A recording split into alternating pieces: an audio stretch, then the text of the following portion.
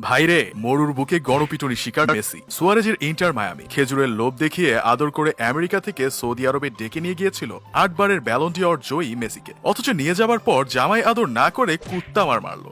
ভাই, এখন আপনারাই বলেন এটা কি কোনোভাবে মেনে নেওয়া যায়? প্রথম বিলাই মারটা মারছিল নেইমারের দল আল হিলাল, তারা ইন্টার মায়ামিকে এক হালি দিছিল। আর শেষে কুত্তা মারলো ক্রিস্টিয়ানো রোনালদোর দল আল নাসর। ব্রাজিলিয়ান স্টার তালিস্কার হ্যাট্রিকে মেসির ইন্টার মায়ামিকে 6-0 গোলে উড়িয়ে দিল আল নাসর। তেলিস্কা হ্যাট্রিকের পর ক্রিস্টিয়ানো রোনালদোর মতো যখন সেলিব্রেশন করলো, তখন সেটা দেখে একদম বঙ্গদেশীয় পায়েসখোরদের কদম জোড়া বরাবর লাগছে মনে হইল। ভাই, একবার চিন্তা করে দেখেন, ক্রিস্টিয়ানো রোনালদো খেলে নাই, তারপরেও মেউ বাহিনীকে হাফ ডজন দিছে। আর ক্রিস্টিয়ানো রোনালদো যদি খেলতো, তাহলে আমি নিশ্চিত 1 ডজন খাইতো। আর মেসি ভক্তরা কোনোদিনও আল নাসরকে ক্ষমা করতে পারবে না। অবশ্য ক্ষমা না করার যথেষ্ট কারণ আছে। ইন্টার মায়ামি তাদের দেশের অতিথি ছিল, অতিথিকে সম্মান করা তাদের উচিত ছিল। যেহেতু খেজুর খাওয়ানো সৌদি আরবের ঐতিহ্য, সেহেতু খেজুর 1টা খাওয়াতো, 2টা খাওয়াতো, না হয় 3টাই খাওয়াতো। কিন্তু তা না করে তারা হাফ ডজন খেজুর মেসি, সুয়ারেজ, আলবা ও বুস্কেটসকে জোর করে খাওয়াই দিল। এমন অমানবিক কাজটা আল নাসর না করলেও পারত। সর্বকালে সেরা মেসিকে তাদের সম্মান করা উচিত ছিল। আর ভরে দিয়েছিল যেহেতু 7টা ভরে দিলেই হতো,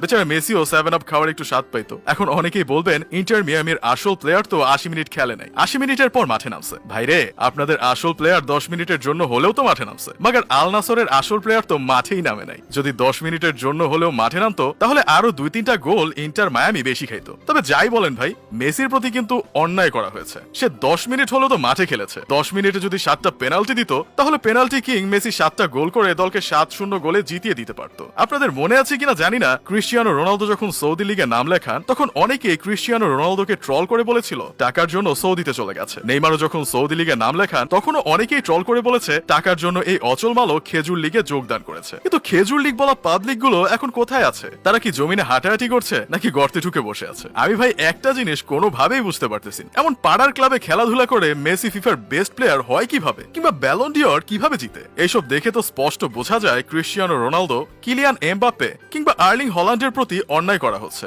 আল নাসর আর ইন্টার মায়ামির খেলা দেখার পর কিছু রোনালদো হেটার্স বলছে, আল নাসর গোল দেওয়ার পর রোনালদোর রিয়াকশন দেখে মূলত যা বুঝলাম, এটা ওয়ার্ল্ড কাপ ফাইনাল ম্যাচ চলতেছে এবং আজকেই ডিসাইড হবে কে আসল গড। দেখেন ভাই, আপনি যদি সিজনাল সাপোর্টার হন, তাহলে আপনি রোনালদোর হেটার্স হতেই পারেন। কিন্তু ভাই, যদি আপনি সবসময় ফুটবল খেলা দেখেন, তাহলে আপনি ক্রিস্টিয়ানো রোনালদোর ফ্যান হতে বাধ্য। আর প্রীতি ম্যাচ হোক আর বিশ্বকাপ হোক, সব ম্যাচেই সিরিয়াস থাকা উচিত। দল যখন মাঠে ভালো করবে, তখন গ্যালারিতে বসে থাকলেও শরীরে একটা হিট আসবে, এটাই স্বাভাবিক। আবার অনেকেই বলছে মেসিকে ছাড়া যে দল লিগের তলানিতে পড়ে থাকে, অন্য দলের কাছে 6 গোল খায়, মেসি থাকলে সেই দল লিগ চ্যাম্পিয়নও হয়। আর রোনালদো থাকলে যে দল 3টা গোল খায়, রোনালদো ছাড়া সেই দল 6টা দেয়। এতেই বোঝা যায় কে সেরা। ভাই, হাফ ডজন খাইছেন, এখন এটা হজম করে ঘুমিয়ে যান। শুধু শুধু কেন এমন উল্টোপাল্টা যুক্তি দিয়ে বোঝাতে চাচ্ছেন মেসি সেরা?